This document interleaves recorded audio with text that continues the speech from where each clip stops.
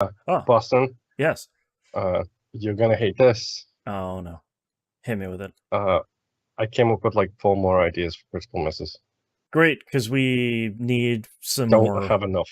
Yeah, I have added like 4 or 5 in the intervening month or so, but we can always use more.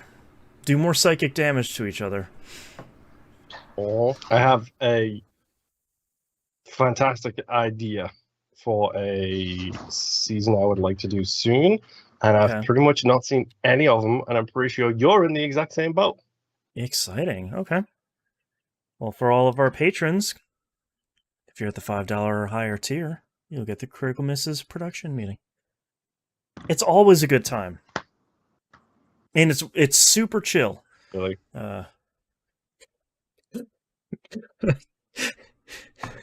Patreon. I know. I noticed after I hit Hey, Jimbo enter, Jangles. How is it going? I Jimbo Jimbo, Jangles, owner of my daughter's favorite car on the planet. the purple Porsche 911, I believe Yep. it is. Yep. Whenever we see it Oh, on Instagram, my kid's always like, ooh, oh, ooh, ah. Ooh, it has pink. 911s were always my favorite car. Yeah. Like, always. Oh, man. Okay. Are you guys ready? Ah, Yes. bollocks! I knew I forgot something. You have your Uh-oh. notes. No, I got my notes, dude. Oh. Louise! Oh. Yeah, she's right here. She's asleep. Oh, okay. I'm glad because she's not jumping on my face right now with her razor sharp claws, That's right. which I do need to cut. As soon That's as not you why I say the forgot. ones or numbers, she's going to be like, oh, that's me. That's my time. 100%. Yeah. No, I was torn. It's not too bad that I'm wearing my Hookhausen shirt, but I also was debating wearing my Wayland Yutani shirt. Oh, it is Wayland Yutani Pride Month. It's always next time. That's right. Yeah, literally next week we'll do. Yeah, I got a couple more episodes to show your Xenomorph Pride. I was thinking of watching that again because I think it was either yesterday or today is the day. It's like June 4th or June 5th is when Alien, the date that the movie starts, like when the crew gets woken up. Saturday, July 9th. July 9th. So the internet lied to me. You just go on the internet and make stuff up? Sheesh. Yeah. That's what Well, Wikipedia's for. I should correct. That's Alien Day is what that is. Oh, okay. Well, someone was saying, I think it was today is like the, oh, hey, hi, Faber. Someone was saying like in the movie in like whatever it was, like 26, 22 or whatever, June 5th is the day that the Nostromo wakes them up.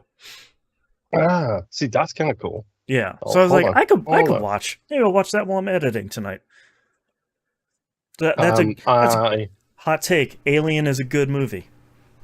Don't at me. I do like the fact that there was at one point a Tumblr bot that auto-generated the Back to the Future date. Like, today is Back to the Future Day, and it just did it every single day with a new date on it every single day, which was fucking hilarious. That's really great. That's the type of bot that I would make. Today is N7 Day, June 5th, 2022. Apparently fans celebrate Alien on 4/26. Okay. Because LV-426 is the planet for Alden. All right. I can get behind that So too. that makes sense. That makes sense. Couple of times a year to watch Alien. I'll take it. Apparently. Yeah. Which is great. I will say, just before we do go live, because I know we're about to, don't know what happened. I don't know if everybody just had the same brainwaves this week, but the Prodigy has come into my consensus, like, social circles, like 5 times this week. The band? The band, yes. Okay. Can't go wrong with some Prodigy. Correct. What is the best Prodigy album? I need you to settle a debate between me and Rob. Oh, God. Okay. The natural choice is going to be Fat of the Land. I feel like that's the, like... I also like Jilted Generation, and I really like Always Outnumbered, Never Outgunned. Outnumbered and Outgunned is a really, really great album that does not get enough credit. But if you're going to pick, like, the one album that everybody needs to listen to, it's Fat of the Land. Hands down. Fuck you. It's Jilted Generation, dude. I think Jilted is the Generation... best Prodigy album. I think it's a better album, but I think if you're going to tell people you need to listen to the Prodigy, where should I start? It should be Fat of the Land. And then say, all right, now here's a better album. It has Poison on it. Or as I like the fact that Jimbo in chat says the crab one, which I'm pretty sure is Fat of the Land. It's Fat of the Land, yeah. I love the remastered and remixed one they released. It just has like 50 crabs on the cover. It's still the same cover. They just put more crabs on it. It's like, yeah. That's a very Nine Inch Nails thing to do, to be honest. Yeah, it's really good, man. Yeah, I don't know what it was, because someone mentioned the Prodigy, and I was like, well, fuck, now I'm listening to Jilted Generation, because that's the best album that they've got. And then I realized I completely forgot how much of a fucking banger Voodoo People is. Oh my god, it's so good. You should also listen to the Dirt Chamber Sessions Volume 1. It is the main guy behind Prodigy did a like Plunderphonics album. So that's where like you make songs out of samples of other songs. And it's really good. It's really good. I know you guys kind of started it with Critical Misses, but you guys need to do your own podcast of this is why the CD's great and why you're wrong. Oh, dude. At one point we'll get there. Because we already have another musical episode planned for Critical Misses, and at some point we're going to have a war of the music, or war of the anime, or war of the what's better, Bleach or Dragon Ball, and we both take our sides. Like, yeah, a gentleman's debate. You know what I think you should do? If you already like one of them, you should be forced to do the other one. So if you already like Naruto, you need to be forced to debate Dragon Ball and why it's better than Naruto. Yeah. Fuck you, Nymph. You don't have the time. God damn it. What, do you want us to just start One Piece? It's only 1,100 episodes. Sheesh. Well, it depends. Like, are you doing uncut or... No, God, yeah. We talking import DVDs or? That's right. Dub. That's the real question. I hear the Filipino box set has 120 minutes unedited. Yeah, that's right. The Japanese laser disc looks the best. Yeah, if you watch Kai, you just don't get the driving lesson episode. Yeah, that's a fucking travesty. That's right. It's a real crime. You also don't get Hell, by the way, dude. They cut out a lot. From Losers, that's the real fucking travesty. That's right. Stupid name. I love it. Oh, man. All right. Are you guys ready? I almost bought a t-shirt with that on it, by the way. I saw it. I was like, fuck, I need that. I don't know if I could have resisted. Would get that. Yeah. Nobody will understand the it. HFIL. I mean, yeah.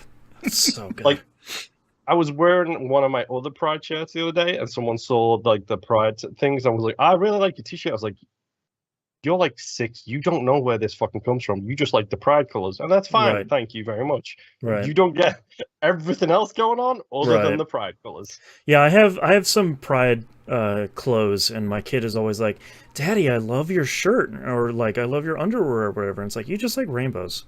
That's cool. I do too. It's all good. Man.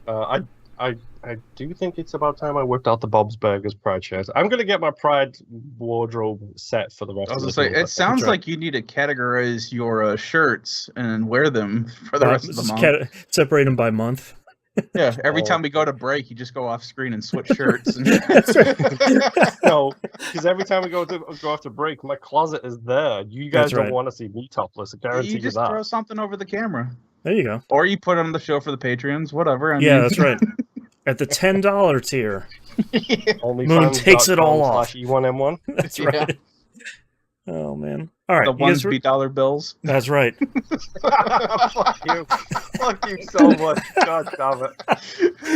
I fucking hate you. Oh, I think we're ready. Yeah, I think we're good. Punch drunk and ready to go. Woo! Oh God! All right. Damn it, you broke us before the show even fucking started again. God. All right, starting in 3, 2, 1. Welcome back to another episode of That Video Game Podcast. I'm your host, Boston, and joining me as always is Moonpeer. Hi. And the nymph. Hello. God, if you don't, I'm gonna put a plug for our YouTube channel here and our Twitch. If you don't watch either one of those, it's another week of the nymph breaking us before we started recording this. So all of that stuff is up on the YouTube. You can watch us on Twitch, or you can get as part of the Outcast over on patreon.com/E1M1. The ones on numbers, Nymph. The ones on numbers. Just regular numbers. We were just talking about the Outcast. That's the uncensored, exclusive outtakes and kind of all this stuff. We usually talk about the rest of the stuff going on in our lives that isn't the stuff we talk about on the show. So we talked a lot about getting ready for kindergarten, going to 2 respective zoos, big zoos across the country. An extra 200 miles on a trip, our love of penguins, waterfalls, we got it all. If you want to hear that, that's over on the Patreon site, and that's exclusive for $2 or higher patrons. You also get early access to We Roguelike It, the show where Moon and I are playing way too many roguelikes. Heaven help us. So join... Like, when we started, it was a good idea because there was 12. Now every game is a roguelike. No, there's like 12 a day, if we're lucky. And you get early access to Critical Misses, the show where Moon and I are kind of catching up on all the meaty hits we've missed. For $5 or higher Patreon patrons this week, the Season 14 production meeting for Critical Misses is going to go up on Tuesday. That's the behind the scenes. It's a very chill kind of look behind the scenes on how we produce and how we plan for and schedule and get all this stuff ready for Critical Misses. We usually try and bang it out in about 15 minutes, which means each one goes well over an hour. So, you know, that's pretty common for us. Yeah. So if you want that block out our entire Saturday, basically. Yeah, pretty much. Yeah. Content. So if you want all of that stuff, all of it is over at patreon.com/E1M1. Ones are numbers. All right, Moon, what have you been playing this past week? Well, chill games to study to is my theme, generally speaking. This month, this week, whatever. What show am I doing again? Pup RPG Love, which we have a brand new episode of actually out right now. I was going to say, didn't you just record that as well? We did. Yep. I always hate when Saturday falls real early because I'm like, oh no, that's less time for game club. So it's still only 2 weeks till game club now. Yikes. If it's like you record on the 6th, I'm like, yes. I got 3 more weeks. When you record on the 1st, it's like, yeah, boy. Oh, no. Yep. Bad things that happen. Yep. But honestly, I didn't have a lot of time this week for reasons. But I did manage to get a little bit of some cool games in. So let's start with the good old classic MLB The Show 2022. This is probably my games as a service game right now. Even though it's not actually a games as a service game, it's just a thing that I play.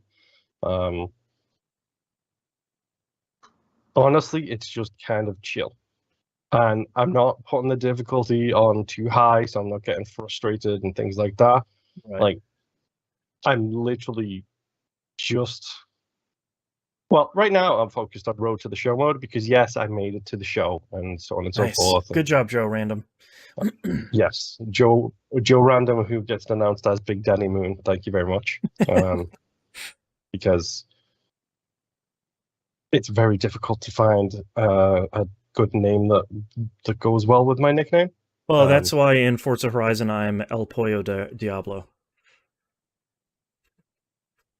I don't want them to say my real first name.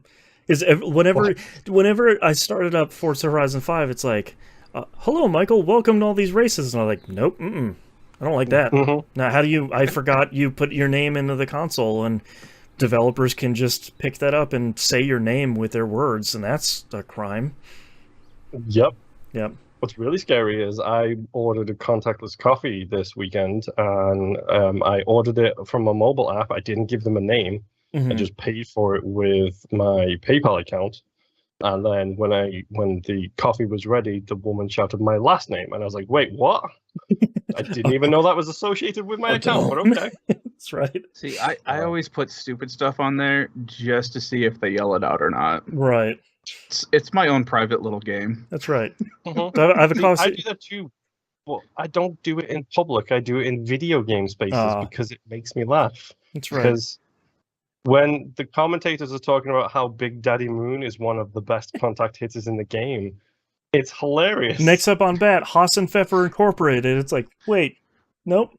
But just think, you're sitting at Starbucks and you see the lady of the counter hold up the drink, look at the label again, and then yell out, "Is there a Big Daddy Moon here?" That's me, ma'am. And then you just sit there and let her hang. You don't even get up for the coffee. That was your $5 of entertainment. No, because I hate cringe humor. We're trying to get the Starbucks workers unionized, not torture them. I know. But once they make more money, it'll be fine again. Yeah. The funny thing is, if it was just embarrassing me, I wouldn't care. Because that's true. I had a conversation with somebody the other day, and it was like, "Yeah, would you do this?" And it's like, "Yeah, that doesn't bother me at all." Like, I went out with a bunch of friends the other day, and one of them needed to run to the bathroom. Was like, "Do you mind holding on to my purse?" And I was like, "Sure, why not?" Yeah, whatever. Everyone was like, "Oh, you're holding a purse." And it's like, does it matter? I'm not going to get cooties because I'm holding a purse. Yeah. It's ridiculous. I'm 40. Yes, I don't care anymore. Back on track. Okay, yes, Big Daddy Moon. Please take it away. Yes, Big Daddy Moon. He's running the diamond. He's getting that achievement in Fallout every single time. He's going the distance. Yes, I am. Every single time I'm at bat because I put that difficulty down to beginner, and I'm home running everything I touch. Yep. He's all alone in his time of need.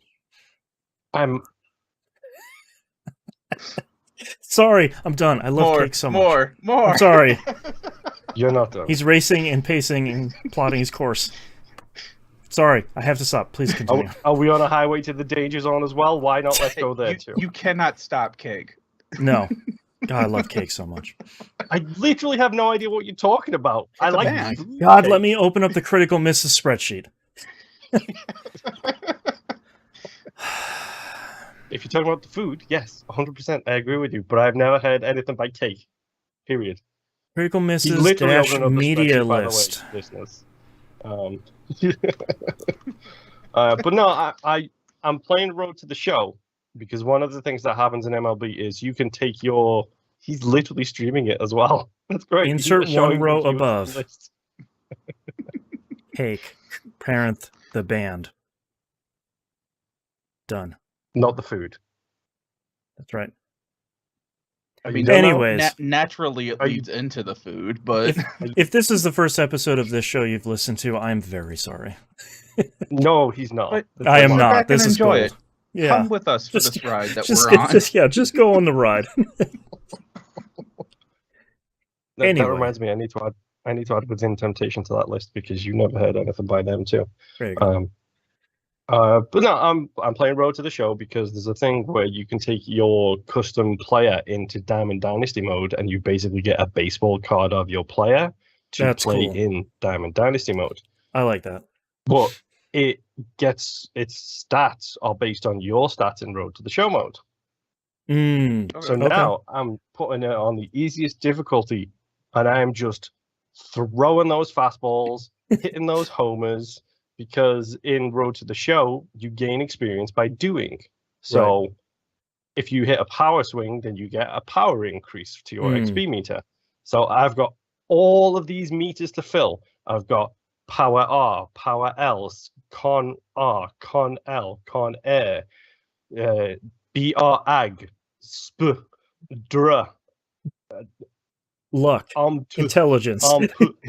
Like got some cos A and some into Diamond Dynasty mode. So that is my plan at the moment, is just grind it out. Which is that a baseball time? I think that might be a baseball time. Yeah, why not? Baseball RPGs, they're the same. Yeah, exactly. So I'm just hitting the ball, getting homers, extra bases, so on and so forth. I'm also increasing my program rewards for my class because yes, you have a class in this baseball game too. Did you take the healer class? He's the bard. Is he the catcher? No. It's even better. I took the cheesy slugger path. Cheesy slugger? Cheesy slugger. Let me write that down. I had that at Arby's recently. It was very good. But you'll spend like a day in the bathroom after the Yeah, fight. I mean, it's worth it, but man. It's sweet bliss for part of the day. That's because I picked a two-way player. Mm-hmm. So I do pitching and batting. So my preferred pitching style is a velocity pitcher, so fastballs.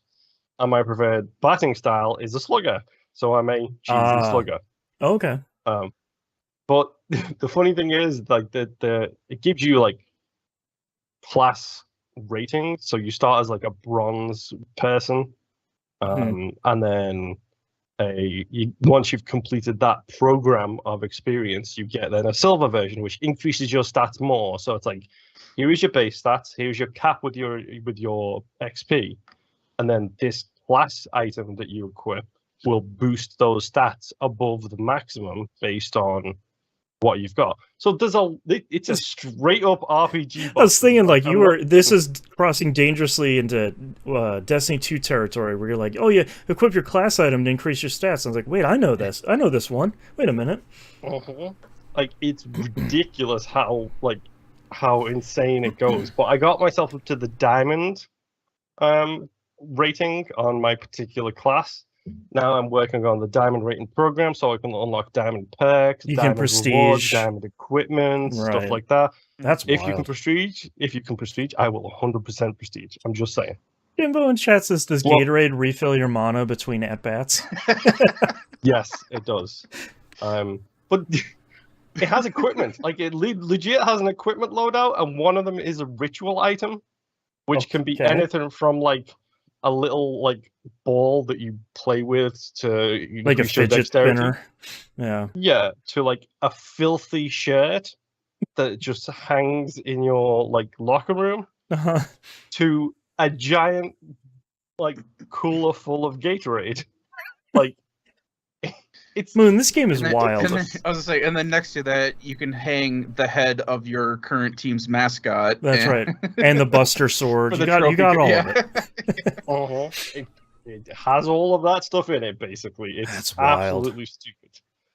And I'm getting a little bit of weird joy of filling out those collection pages where it's like, oh, if you get this amount of the current New York Yankees, then you get like rewards. If you get 5, you get 200 stubs, which is still a great one for the currency. If you get 10, you get 500 stubs. You get 20, you get 5,000 stubs. But then you also get a diamond rated this New York Yankee player from history. So there is a reason to do it and collect the cards and actually put them as a collection and not be able to sell them. And it's like, after my selling of my anime-based first baseman, who I don't know the name of, and I had my 125,000 stubs. Yes. There's a range. Oh my. Where all the anime boys run free. 7 players drawn in an anime style with a really high rating because they're all drawn in style. And here's where they get you to spend the money. If you collect all 7 of those players, you get an anime Babe Ruth. Oh no. Cool. I need to Google this. MLB The Show Anime Babe Ruth. When can you add the anime women decals to your baseball bat? That's right. I don't know if it's gone that far yet, and I haven't seen any weed leaves yet either. The Weed League. That's Call of Duty. Yeah. No, that's AAA, dude. Yeah, there you go.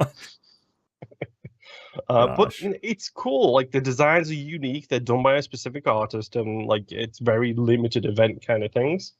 And I think I talked about this last week, but their ability to do the cross progression on all of the different programs all at the same time is really great.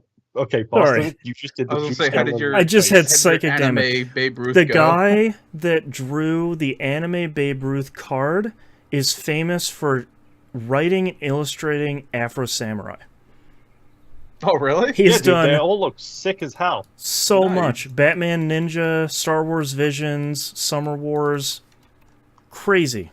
They got a big dude to draw that anime Babe Ruth. Also, that's a really cool looking card because it looks like he has like tentacles coming off of him. That's cool. They all look so cool. Like if you just look for generic anime MLB The Show cards, you can see some of them, and they just look great. Like you got the fire and the energy coming out in the team colors. It's like, cool. This is great. And he's like a 99, so sure he's gonna stay in my team forever. This game is cool. It's great. It's amazing. There's currently a Lou Gehrig program that I'm working on, which one of my biggest weaknesses in my Diamond Dynasty team is my catcher. My catcher's like a 73. He's a silver. So it's like, I need a better catcher. Not like respected catchers out there. You all do amazing work, but not like the catcher matters in a video game version of baseball. I'm sorry about your real life knees, but you know. Yes, your real life knees and your eyes, because you need to be able to see everything. So I need a good catcher. So there happened to be a Lou Gehrig program for Lou Gehrig Day, because Lou Gehrig Day just happened.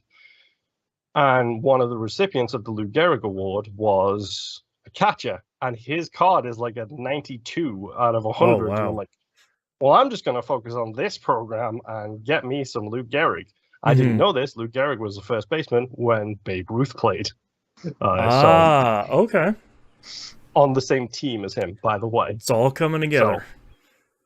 So I'm currently working on a bunch of that stuff. I played a bunch of his moments, which was all in the retro mode, which makes a return this year, which I'm glad to see. When everything is black and white, there is like very little displays, like, and all the rules are different because it was different back then. Right. So, you know, I'm just chilling, playing that, enjoying it. It's fun. And most important of all, when it comes to playing MLB The Show, give me that whip crack every single time.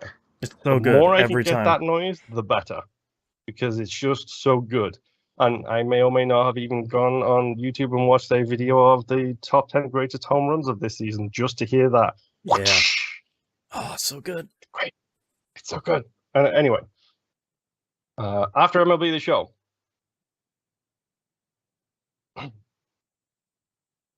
I've got a hot take coming right here. Uh-oh. Hot takes. World exclusive. And by hot take, I mean it's about as hot as this bottle of room temperature water I'm drinking right now. Tepid takes. I have been playing possibly one of the games of forever. Okay. Oh, Elden Ring? No, I haven't started that yet. Breath of the Wild. Oh, okay. Oh, yeah. Yeah, that game is insane. Mm-hmm. And now more than ever, upon replaying this game, because it's great and fun and stupid and amazing, and how they made that game, I don't know. Yeah. It feels like every single square inch of that map is curated for one reason or another. And how they made it on the Wii U, by the way? Yeah, let's talk about that. That is the thing that I want to mention. Like, I wish that Nintendo did cross-platform, because I would love to see something like Breath of the Wild on, I don't know, any platform with some horsepower. Mm-hmm. I played it on the Wii U when it came out, and that was rough. That was a tough time. Yeah, I played it on the Switch. How they even got that working on the Switch? Yeah. I don't know how they're going to do the second one. Seems dangerous. With the all-in-one expansion pack that you can install to your Switch. Nintendo Online Expansion 2. Yeah, it's an expansion pack, but basically it's just a replacement dock, and you can only play it while it's docked. That's right. I was going to say, it's basically just a new port for you to plug an Ethernet cable into, so it can run everything off the server. That's right. True. But part of me now wants to take my 100%, and I'm not being facetious when I say this, my 100% legal digital copy of that game, and totally run it through Dolphin. Oh, for sure. 4K, 120 frames. I'm pretty sure my PC is more powerful than the Switch. We'll say that. It's old and it needs some love, but I'm pretty sure it's always been more powerful than the Switch. Yeah. So, I don't know. Something I'm debating is potentially playing that game on a platform where it's not hamstrung. I have been playing around with some Switch emulation sort of in my free time as well, largely to try and see how SMT5 runs on a 3060, and the answer is really nicely. 60 that thing at 4K and 60 frames, it's pretty nice. It's pretty good. I mean, I realized it's a tepid take again. Right. To steal your phrase here, that maybe everyone shouldn't poo-poo emulation when emulation will allow me to play one of the greatest games ever made in a way that is more enjoyable. And the only thing I take umbrage with is if you're going to emulate and pirate the game, that's bad. If you're going to emulate the game that you own, that's fine. You already bought the game. Like, I have a copy of SMT5 downstairs, so I'm going to emulate it because it does not run well on the Switch. Tepid takes. Yes. And the funny thing is, I was inspired to start playing this again after seeing Sonic Frontiers. Look, that first trailer they put out, I thought it looked like it had a lot of promise. It was like, all right, Sonic's kind of zipping around this big open world. He's like running up some Borgia towers. He's doing some like open world stuff. That looks yeah. This all looks pretty good. And then they released the combat trailer, and I was like, nope, sorry, that's nope. I'm back out again. Sorry, Sega. Like, I get it. Weapon durability is also a question mark that people are not a big fan of, but at the same time, I don't care. Like, I bet there's some dolphin mod you can put for Breath of the Wild that just removes all of that weapon durability. Probably, but at the same time, like, if that's the only negative about the game that I have, which it pretty much is, I'm more than willing to throw my Boku Club at people and destroy it so I can pick up this Claymore. True. That's a good point. But then you run into situations like me where it's like you have an armory of awesome equipment that you won't touch because you just might need it for a boss down the road. 100%. I am the guy who hoards every single potion and then beats the game without using a single one of them. I am that guy. Yeah. So I would do the exact same thing, and I have in the past with this game. Because that house that you get to have towards the end of the game, that thing is chocked full of stuff on the walls that look really nice. But it's one of those things. I just got off the plateau as well, so because I'm playing this game 6 years after it came out or whatever, all of the DLC is included in it. So I just immediately got all of those rumors about a legendary horse, and it's like, oh, a horse and a motorcycle and this weapon and this other thing. It's like, okay, all right, okay. And it just came up and said the name of a game, which I can't remember, the JRPG that was on the Wii originally that everybody loved because it was great. Xenoblade? Thank you. Xenoblade Chronicles 2. The Monado! I just got a mission for that as well. That's right, because you can get Rex's costume in Breath of the Wild. Oh yeah, they put a bunch of costumes from other games in there. Yeah. Wild. What a crazy thing. Wait, can I dress Link up as 2B? Because I need this to happen. Shockingly, the one video game that Nier Automata is not in. That's why I assumed. Yep. But you get to cross-dress in the game, so you're not that far off. That's true. That's true. But yeah, Breath of the Wild is incredible. Like, still, to this day. It wipes the floor with most other open world games. Like, it's ridiculous. And I get it. They have the whole climb the tower, see the map thing, but they do it uniquely, and it's great. Well, and a lot of the physics stuff that people now still playing the game are still figuring out with the game. Like a lot of the puzzles, what was it, a year or two ago, people had found out that if you stack a bunch of swords in a line so that the electricity, you create the circuit. You can do that. You don't have to do the puzzle. And it's like, so good. Wow, okay. My favorite one of those is the bowl puzzles, the bowl shrines, where it's up the bowl, you just flip the thing upside down. You flip your switch upside down. Yep. Or if you're using like a Pro Controller with the motion control in, you just flip it upside down and it flips the thing upside down on the screen. It's so great. Hilarious. Oh, I love it. And I will still forever love the fact that they put the time freeze mechanic in there and did the whole build up of things, so you can like just freeze a rock, hit it a whole bunch, and then just yeet it into the atmosphere. It's satisfying every single time. It's awesome watching people do that and then attach themselves to the boulder or whatever and just watch them get into areas they were not intended to be in. Yeah. Oh, so good. It's ridiculous. Like what they did with that game is it's magical.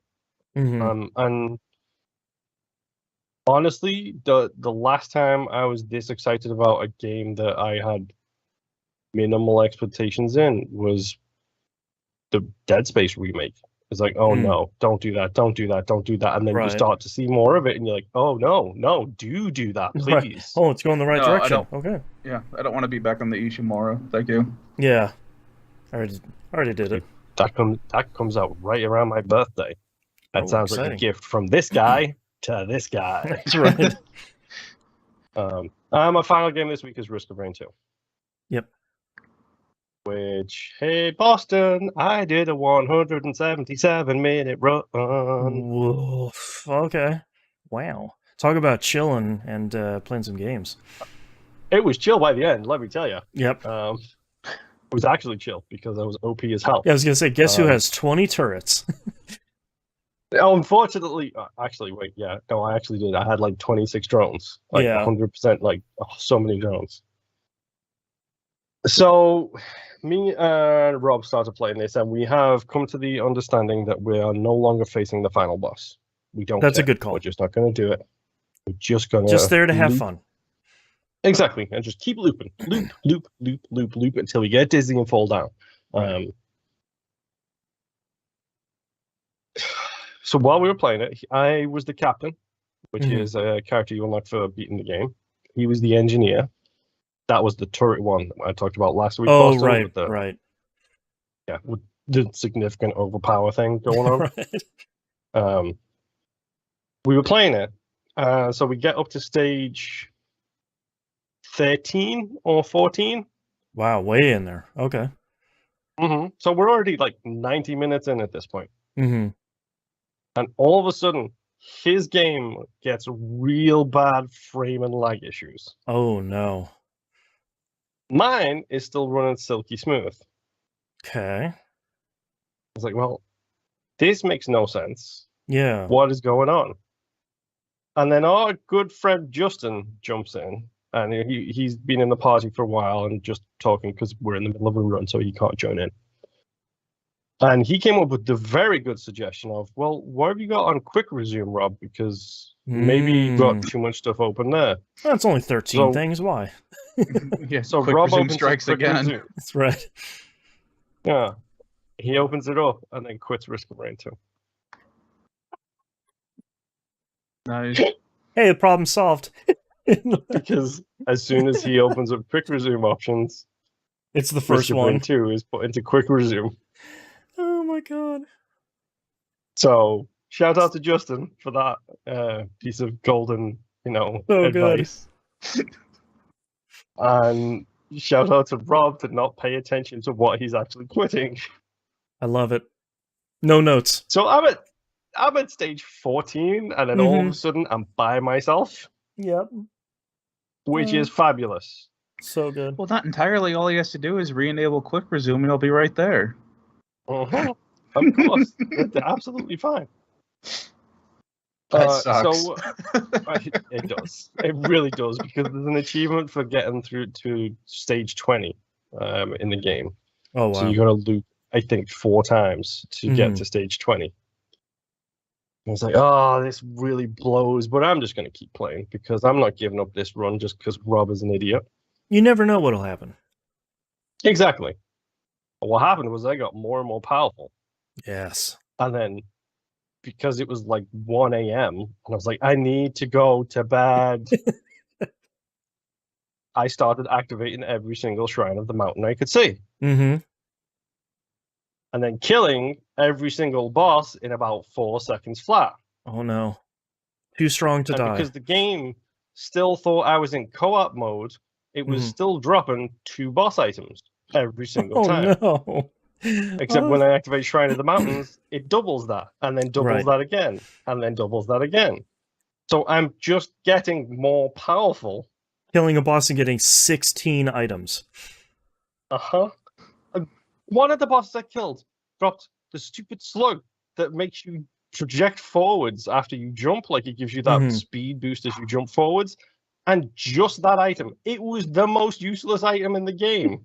But now you're the Flash. Yeah, now I'm the Flash. As soon as I'm sprinting, if I jump, I turn into the Flash. It's ridiculous. Great. So by the way, I was so annoyed because very first chest Rob opened on that run, by the way, orange, which is the legendary items. The super rare ones. The real good ones. Like the first 6 I opened, I got 2 Gorog's tomes, which drops a treasure when you kill someone. Whoop-de-doo. Okay. The little golden nuggets that get dropped when you kill someone. Which, it's fine. Not useful. But not great. And the second 4 items I got, and I ended up with 8 by the time Rob quit, was the stupid bubbling fungus, which is the plant that heals you when you stand still. Right. But it's useless. On stage 15, you're not standing still anymore. Exactly. And on top of that, I'd already decided to do a drone run, and they have a habit of coming up to you and just touching you and moving you, so you're not standing still anymore. It's so stupid. Right. So by the time we've even looped once, he's got 5 orange items, and I've got 0. And we just finished a really sick run where we were so powerful, but we had 0 healing. And then when we played this run, we had all healing and no power, which was hilarious because that's the way roguelikes roll, apparently. Jeez. But we continued to play. We just looped and looped and looped and had fun. So I'm at stage 18. Okay. And I'm like, 2 stages to go. 2 stages to go, and I can get that stupid achievement for looping 20 times. Let's go. I can do this. I believe in you. And Boston, you haven't looped yet, I believe, correct? I don't think so, but it's been a long time since I played it. Okay, we'll go into this when we do it for We Roguelike It. I'm sure we'll get there eventually. Yep. When you start looping, there's these enemies that appear. They're like little teapots, basically. And the teapots, when you kill them, create black holes. Right. So it's just like this circular area of effect. You got a little bit of a warning sound as it basically builds up this sound effect.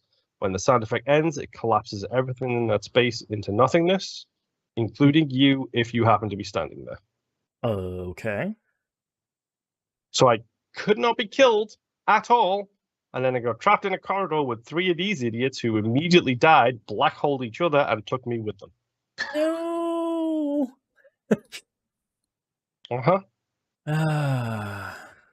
On stage 18. Great. Yep. Good times. So I got another 3-hour Risk of Rain run coming up at some point soon where we need to get to stage 20. Yeah. Oh, I don't know. Lunar coins are cross-play, by the way. Not cross-play, cross-run. They do persist through run. Nice, that's good. I only know that because I've got 14 of them and I spent them all in my 2018 stage run. Your 24-hour marathon run. Yes, I got the stupidest items ever sometimes. Those lunar items are either real good or real bad. Oh, man. Dude. Have you seen the Aegis in Risk of Rain 2? I don't think so. Literally straps a giant shield to their arms. That's good. I love this game. Great. Yeah. For those of you who don't know, Risk of Rain 2, when you get an item, it does a cosmetic effect on you and shows that item on your person. So by the time you're 4 stages in, you don't look like anything you would recognize. Yeah. It's great. Risk of Rain 2 is fun and great and stupid, and I'm probably going to trim down the talking about it because we will have to do this for We Roguelike at some point. Yeah. But yes, That's all I've been playing. Then on sale right now, isn't it? It's kind of always on sale. I bought it ages ago with the 2-pack with 1 and 2. Yeah. Usually the 2-pack is like $10. Yeah, here's 2 games for $12. It's like that's a really great deal for both of those games. It's so fun. Like, it is a really great roguelike. You should possibly play it. That's all. Take us away to Plague Town. Well, I don't have Plague Town, but one sec. I don't have Plague Town. Is Pepsi okay? Yeah. So you were not the only one that played games from the past. I decided randomly to play God of War from 2018. I was half expecting you to say this guy. I don't know why. No. God, I can't know. If I started that game, I can't go back there again. I'm talking about. So I guess it was leaked back in late May that God of War is going to be coming back as one of the PlayStation Plus games. Yeah, I have heard Which I was telling my son, that's stupid because it's already been on PlayStation Plus. And then I pulled it up and I bought the game physically when it came out. So I've already beaten it. It was like let me see where I'm at with trophies because I never platinumed it. Yeah. I was like, I'm like about halfway, and the rest of them are just easy gathering stuff. So, yep, those crows, man. Yeah, get all those crows. Some of those crows suck, and I'll get into that later. Yes, but they do. So while I was downloading my PlayStation Plus version of God of War because I didn't want to pull out my disc and install it from the disc. Hands up in the air. I do that all the time. It's like, cool, I own that game. Redeem it so I can just hit the button. While that was happening, I was like, all right, I need to go into my other room, my bedroom, because that's where my PlayStation Pro is at, and make sure that my save file from my Pro has been lifted up to the cloud so I can download it from the cloud to my PS5. It was, and the PS5 just automatically grabbed it as soon as I went into God of War. Finally working the way you want it to. Excellent. Yeah. Actually, I was so surprised that it just worked that I walked back into the other room to make sure that the timestamp. That's right. Is this really the most up to date one? Yeah. Is this post-traumatic Sony disorder? I'm hearing 100% from your mouth. Yeah, a little bit. I mean, as long as you don't stare at it too hard, of course it works. Yeah, it's fine-ish. So I load up the game, and my son's with me, and he's asking me questions as I'm pulling things up, and he's asking me, hey, what's this level? What's this item? And I'm sitting there going, man, it's been, 3 years, 4 years now since I've played this game? I don't know. I don't know what any of this is. He's I don't know angry. why I have... Yeah, he throws I don't an know why axe. I have any of this equipment. I don't know why this is set up the way I have it set up. Yep. So I was like, oh, but hey, it has New Game Plus, and I've already beaten the game, and this is my clear save. Right. So let me look up what New Game Plus has. Sure. New Game Plus brings everything except for story-related items, and I'm not going to spoil a whole lot about this game. Yeah. Because we have Ragnarok coming, so a lot of new people who didn't play it are probably interested in it. Yep. But it said that a weapon that you get towards the end of the game will not come back with you at the start of New Game Plus. That's fair. Understandable for story reasons. Not only is that fair, that is also a lie. So you start with everything. So just as a quick notation here, if you haven't played God of War 2018 and you are even the slightest curious, go play it. I'm pretty sure it was a unilaterally Game of the Year that year. I'm going to tell you right now, it does not have a PS5 enhanced version right now. I am still playing the PS4 version. Right. It looks beautiful. Does it have a 60 frame mode on PS5? Yes, you still because they did that with the PlayStation Pro, you could choose between performance or quality. Right. Which mine is set to performance right now, and my God, like the opening cutscene is Kratos up against a tree that has a handprint on it, and I'm like sitting here staring at it. I'm like, my God, this still looks like really good. It looks so good. And the entire time I'm staring at it, I'm like, he's not doing anything. When's the movie gonna start? Right. No, you have to start the movie. I'm supposed to be chopping down the tree right now. So I'm sitting there waiting for him to do something while I'm marveling at how good this game looks. I'm like, oh, okay, let's do this. Yeah. You chop down the tree. The game starts completely somber. Basically, Kratos' now wife at the time died. It's you and your son Atreus, and you were cutting down these trees so that way you can do a was it a pyre? Yeah, pyre. Yeah. To burn her body so that you can take her ashes to another location that she requested. And so it starts out real somber, not God of War like at all, and it takes probably about 20 minutes before the stranger shows up. Mm-hmm. And this dude is super cocky. He knows who you are. You know who he is. Mm-hmm. You'll walk outside, and I mean, it's like a real test of patience where this guy just starts like he's needling punching him. Yeah, he just keeps poking the bear. And Kratos, which isn't something that he's known for, is being extremely patient and telling him, you do not want this fight. Mm-hmm. And the voice acting in this game, man, my God, wearing headphones. Yeah. Jesus. Christopher Plummer. Like, yeah. That dude has got... I don't know why we didn't get more of him doing voice acting beforehand. Mm-hmm. The dude plays angry really well. Like, you can always tell there's an undertone of aggression in everything he says. And just, man, that dude does a great job with Kratos. Yep. So yeah, this guy keeps needling you. Kratos is just saying, you do not want this fight. And then he just needles him one too far. And then the next thing you know, God of War starts, and you are pummeling this dude, and he is like hitting you back. You guys are going through trees. Just the normal fighting. I managed to hit the guy hard enough to send him through rocks. Mm-hmm. Then he would turn around and try to throw a tree at me. Then I would catch the tree and hit him with it. And this is just like normal combat. This isn't even like the movie stuff yet. By the time you get done with this fight, the terrain has completely changed because you've like split mountains. You've shoved each other through like the hills and stuff that are around. Your house is somehow still standing. Right. And the funniest part is when Atreus comes out and he's like, what happened out here? And there's like this massive fissure in the ground and everything. And it's like, oh yeah, to a normal person, this would be terrifying. So I am at the part now where I have gone through, I met up with the Forest Witch. She, fills me in about, hey, for you to get to the mountain, you need to go here. On the way to the mountain, you run into the dwarves, who I still really enjoy. I love that one of them is a complete germaphobe and wants nothing to do with touching your axe. Oh, they're so great. Good. Yep. I also like the fact that during the downtimes when you're not fighting, there's enough talking not so much back and forth, but Atreus talking, like asking questions to Kratos, and Kratos is always giving like these one word, answers, and it's enough chit chat back and forth where it's kind of keeping you engaged, and it's kind of filling you in on what's going on without like throwing it in your face about, oh hey, we're in this realm and doing this thing. Which it's only going to get better once I get the head of somebody to start following me. Yes. Which is just makes it all the much better. Yeah.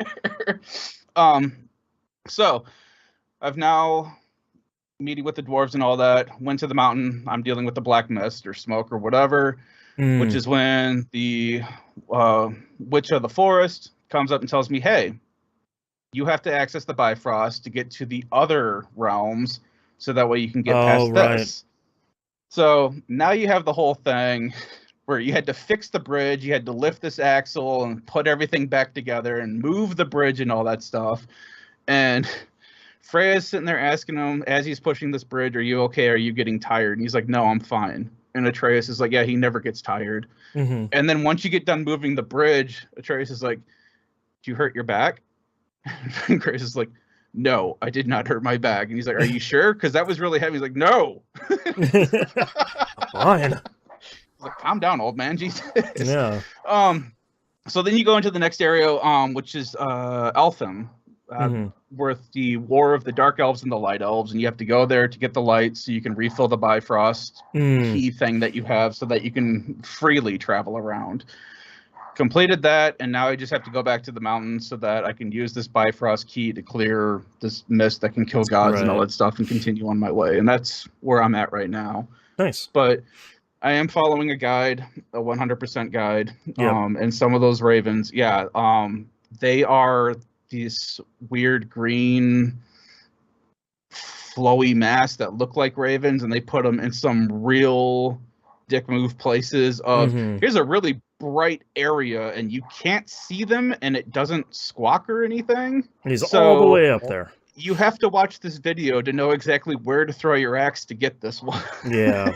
It's just dumb stuff like that, which is kind of why I never went after them anyway. But you know, it's been really fun replaying it. It's been long enough that I don't exactly remember every single beat. Yeah. But I remember enough, you know, I remember the ending and I remember enough of the key highlights leading to that. But some of the smaller stuff has still just been really enjoyable to rewatch. While playing in New Game Plus, you do start unlocking or finding new materials. Okay. So that way you can start crafting, I forget what they call it now, but basically the tier that you can get up to on your first normal run is like a gold tier. And New Game Plus, you can start unlocking this red tier stuff. Okay. So I already have like the full God of War set. Okay. Yes, it's fish scales from, I think it was actually from the first God of War, wasn't it? It was like the first or the second one, yeah. It was like a hidden piece, a hidden armor set that you could find in one of the original God of War games that you can still unlock here and make. So that's great. That's been dumb fun. So I'm really enjoying this game. It is really great. This is making me even more hyped for Ragnarok coming out maybe this year. Yeah, probably not, but maybe. You know what? It's not going to bother me if they push it back. Yeah. It's if you haven't played God of War 2018, check it out. It's great. It is still a really, really good looking, and God, I love that axe. My God, the most badass thing is just throwing that axe and just waiting that split second to call it back and have it hit an enemy when you throw it at them, and then have it hit it on the way back to your hand. So you're doing like this weird, what do they call it? I forget, but basically it's like you're hitting them in the head, so it's knocking them out, like, you know, kind of knocking them backwards, and then you call it back just before your axe hits the ground, so then you're sweeping their feet out from under them. And at that point, you're basically killing them. At least I am, because I have all my souped up stuff that I don't remember how I got. So. Right. But yeah, God, I just love the combat in that game. It's really awesome. So yeah, God of War 2018. My next and last game that I've played is Elden Ring. I have given this game a month hiatus, not for any particular reason, but I was kind of just stuck in a jam. And then I was up against the Godskin Duo, which is an okay boss. It's kind of difficult, but nothing terrible. But I was like, I'll just stop here. So a month later, I finally picked this back up, remembered where I was at, what I was doing, and I go and up against those bosses again. And I was having problems. Right. I couldn't. You're fighting two bosses at once, basically. One of them is literally this big fat guy that will puff up really big and kind of roll around and do tons of damage, while another guy is throwing like black fire at you and just casting fire everywhere. Great. That's the Armstein and Smog equivalent. Yes, very much so. And Boston does the blinky faces. He doesn't understand what that means. Which one is that from? Dark Souls 1. Yeah. Where you're fighting two bosses, one's fat and one's skinny. Right. So I was kind of looking up a guide for the bosses, just seeing, okay, what does everyone else do with these guys? And I discovered that they are both extremely weak to the sleep. Anything that you can, anything that you can concoct with sleep, or if you have a summon, there's like one summon that can cast sleep on things. Okay. And that way you can knock one of them out, and then you can work on the other one. Gotcha.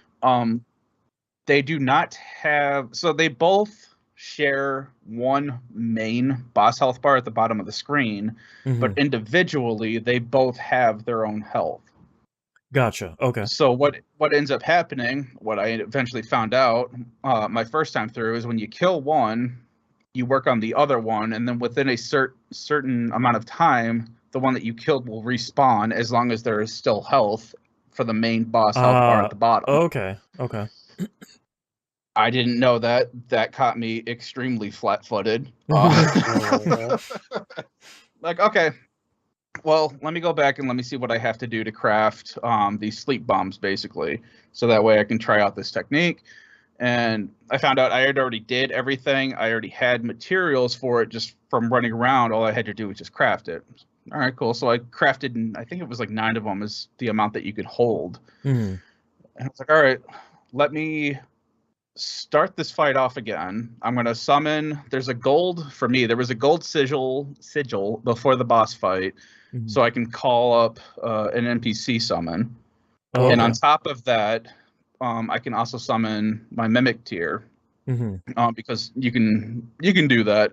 It's just summoning with a gold sigil increases a boss's health. It's basically like summoning a co-op player.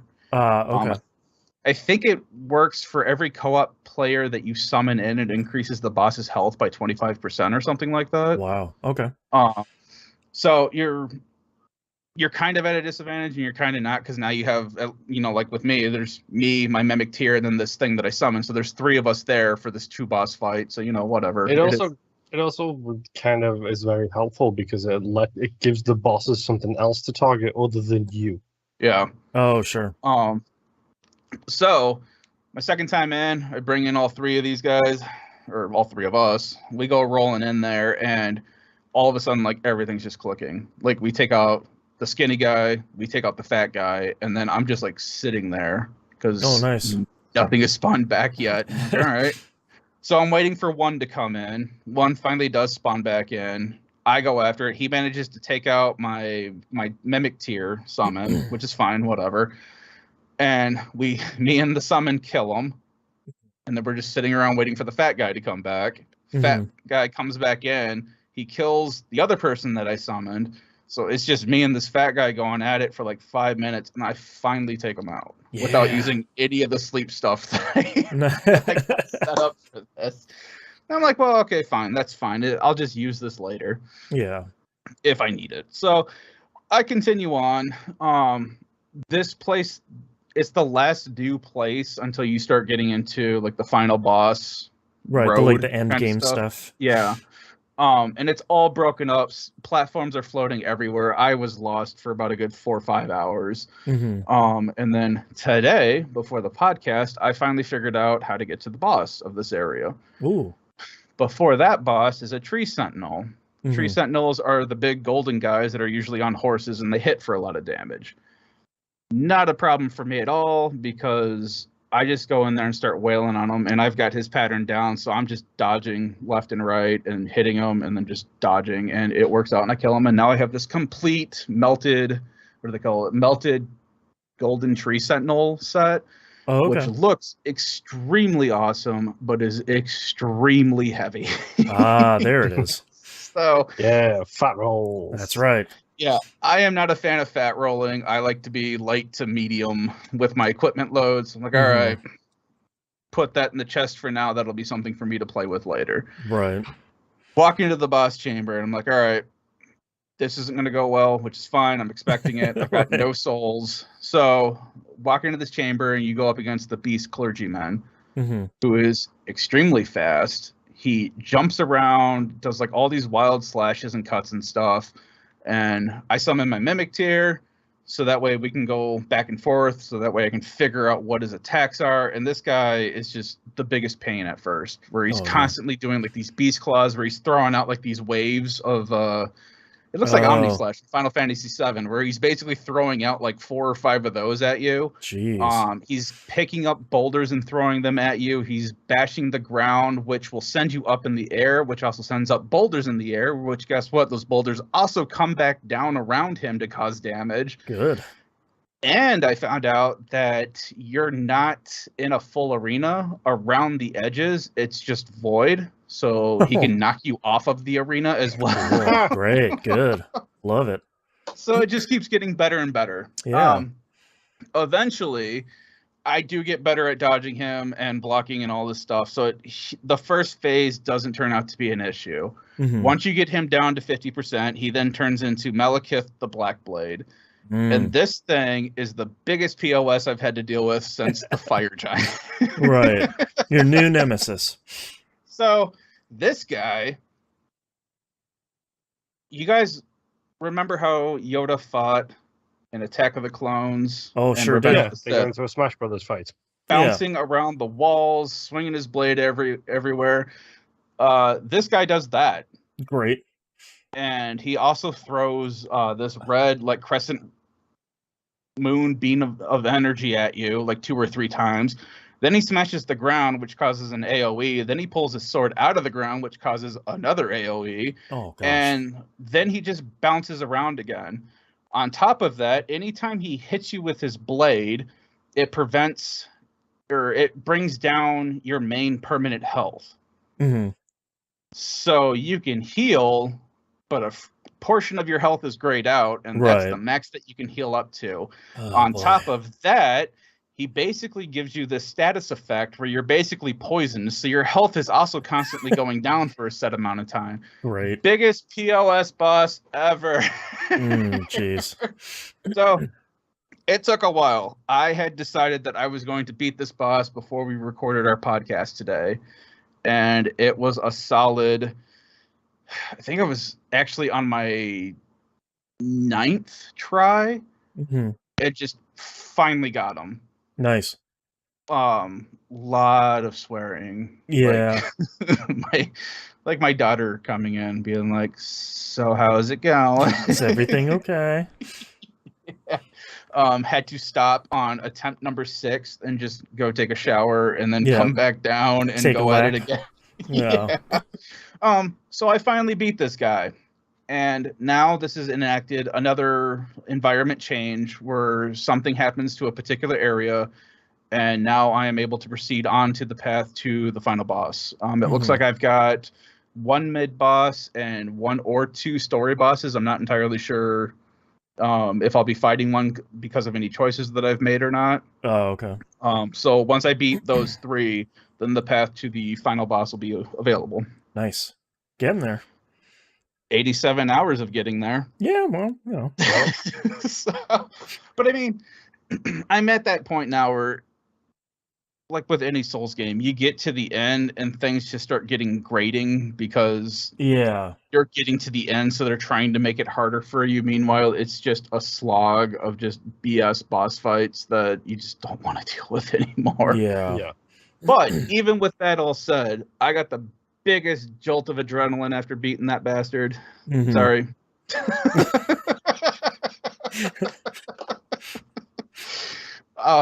So yeah, you still get that good feeling. It just sucks. Yeah. Yeah, Elden Ring. I 2 still thumbs enjoy up. it. I still hate myself for enjoying it. Yeah. From Software. All the way. Yeah. But that's all I've been playing this week. I have just 2 really quick ones.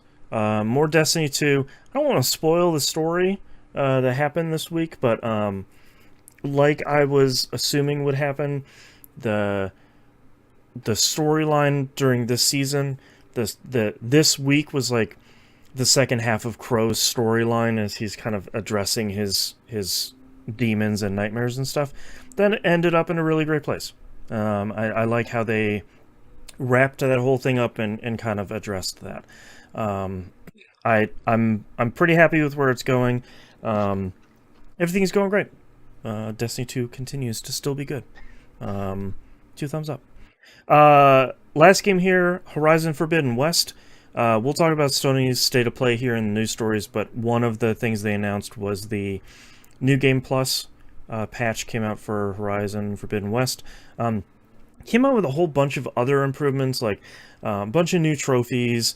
The performance mode looks way better now, which I can verify it looks incredible. Somehow they made that game look even better, which is mind-boggling. And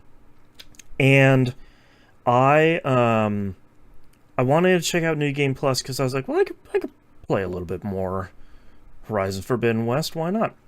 Yeah. This is how we go down the platinum route with Boston. Oh, I already have the platinum. Don't worry. They did add 3 more trophies. One of them is like Clear New Game Plus. One of them is Clear New Game Plus on Ultra Hard mode, which is their new difficulty, which I'm absolutely not doing. I did that in the first one, and it will be so much harder in the second one. And I don't remember what the third one is. So basically you go to your the kind of like main area in the game. There's a new thing you interact with, and it says, "Hey, do you want to start New Game Plus with this save file?" I was like, "Yes, I do." It gives you two options. One is difficulty, set that right on story, and then the other one is, do you want to skip the tutorial or not? I was like, oh, all right, well, yeah, let's see where the tutorial, skipping the tutorial leaves me. And that leaves me on the elevator going down to Chain Scrape, which skips a fairly considerable amount of the intro of that game. So that's pretty exciting.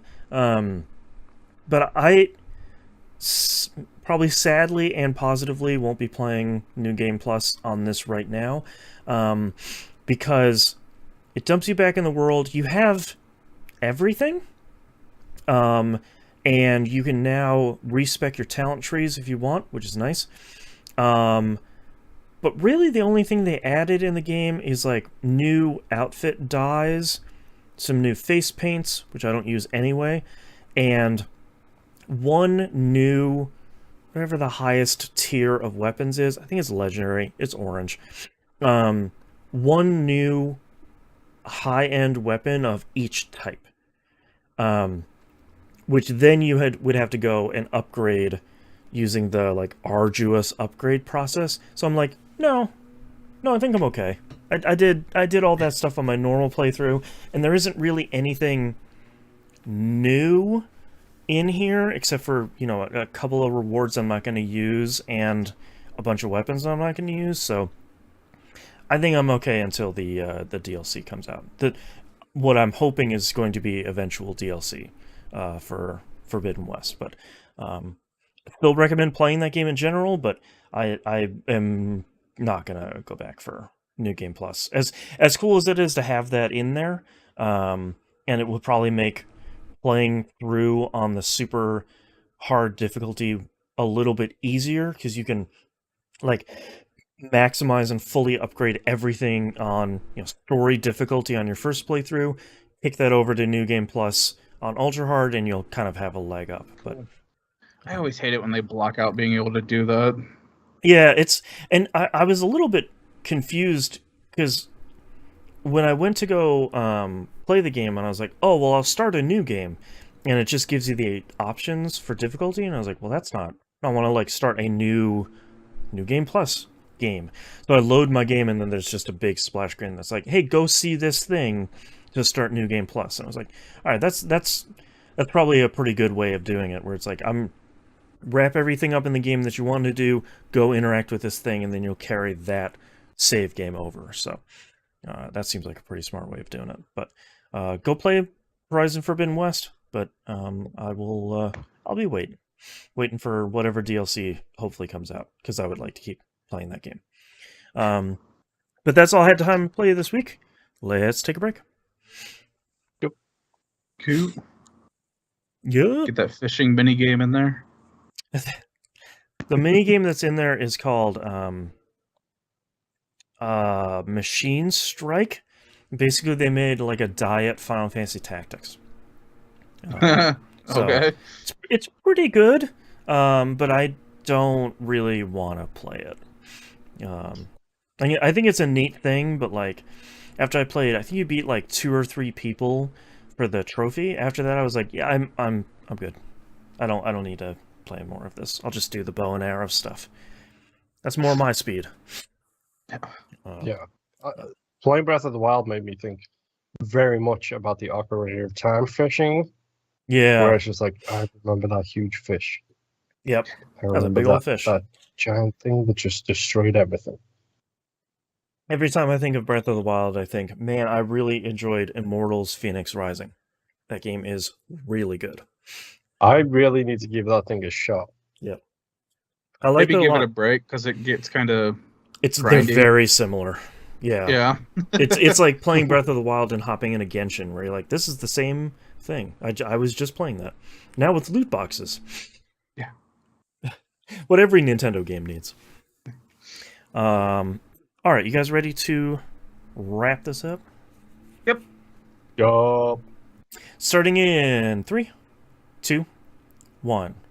let's talk releases for the week of June 6th, 2022. KOTOR 2 comes out on the Switch. Talking about this on Pup yesterday. I haven't heard anyone mentioning anything about the first KOTOR on Switch, so I'm assuming it runs well and there's no real problems with it. And then Musin brought up the good point that, hey, it runs on an iPad, so it's probably pretty okay on the Switch, which is a great point.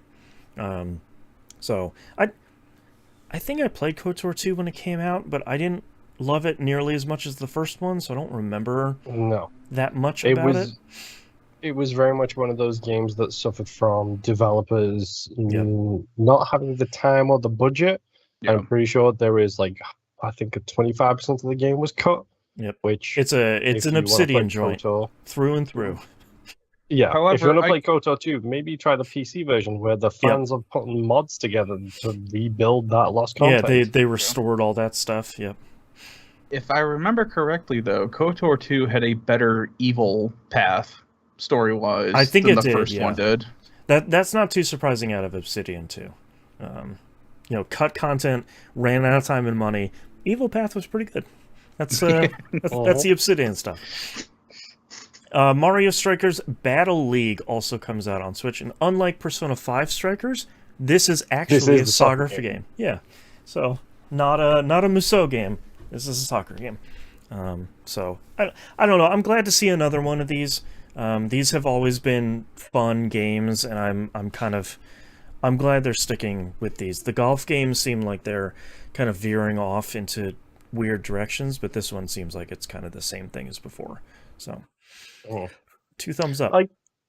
In all honesty, I would be more interested in this if I didn't immediately, as soon as I see this, want to go and play that anime soccer game. Oh yeah, what was I don't remember what that was. I wish I could remember the name. We just need to keep that on a post-it note somewhere, because every time we talk about Mario Strikers, this anime game always gets brought up, and none of us remembers the name of it. Captain Tsubasa, the Rise of the New Champion. Yeah, Captain Tsubasa. Yep. Promptly forgotten. Last new release we have here this week is The Quarry. Comes out PS4, PS5, Xbox One, Series consoles, and PC. If you haven't seen this, it's the spiritual sequel to Until Dawn. It features David Arquette, Ted Raimi, Ariel Winter, Brenda Song, a whole bunch of people in this. Not FMV sort of thing, but it's all the character, just like Until Dawn was, where it's I know that person. That's the guy from that one TV show. So is this by the I thought so. But I don't remember. I wish I could remember the name. Yeah, I don't remember. If it isn't, then it's one of those things where it's oh, we all used to work at this company, and we're making a new one of those under a different name. But yeah, this one looks good. By Supermassive. Yeah, Supermassive. Yeah, it's them. Yep, Dark Pictures series. Yes, the Dark Pictures. There it is.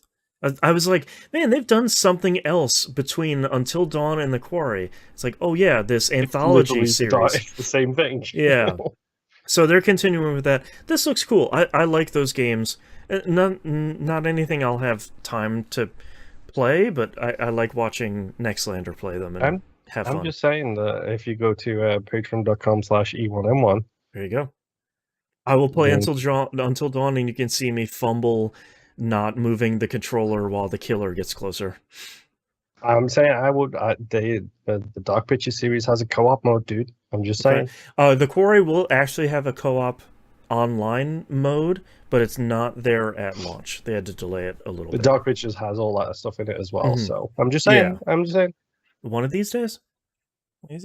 All right, let's move on to news stories. We only have one this week. Sony's State of Play happened. One of the better ones they've had. They started off with the Resident Evil 4 remake. Again. Again. Question. Yeah. Is it actually a remake? It appears I'm not seeing the remake name on it. I mean, it appears to be a remake as much as the Resident Evil 2 and 3 ones were, but I think I'm fine if they do that. I'm fine with it. Yeah. I just don't want. Yeah, it sounds like they added new things. It's not. Yeah. The RE4 HD remasters that we've been getting. Yeah, it's not a remaster for the last couple of years. Yeah. Yeah, it looks but like it's not that much different. Right. Yeah. I mean, Resident Evil 4 is probably not the one that you can mess around with too much, I would assume. But that's coming out PS. Go ahead. I hate you for the next announcements. I know. That's coming out PS5 March 24th, 2023. I'm going to safely assume that's also coming to the Series S and X at the same time. But I believe so. The rumors I heard about it was that the Sony put some marketing money behind it in exchange for a VR version. Yeah, there's going to be some VR stuff in there as well, which we'll talk about some PSVR stuff as we kind of continue here. PSVR 2? Sorry, PSVR 2, the sequel.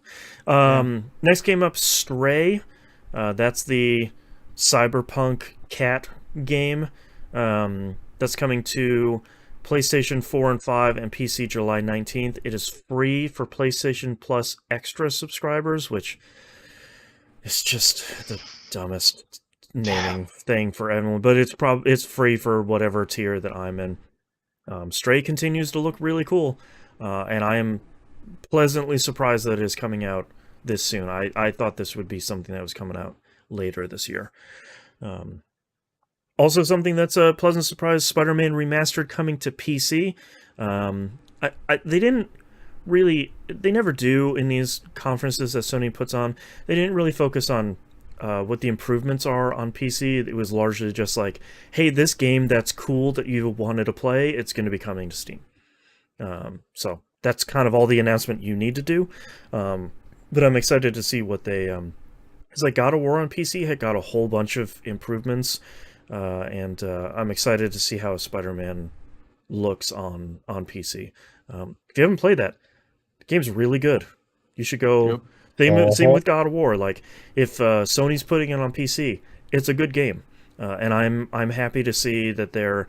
Sony talked recently about kind of investing more resources and getting more sort of quote-unquote PlayStation exclusive stuff coming on PC. They bought that studio a couple of months ago that was like the Sony to PC porting house. Bluepoint, I believe. Bluepoint, thank you.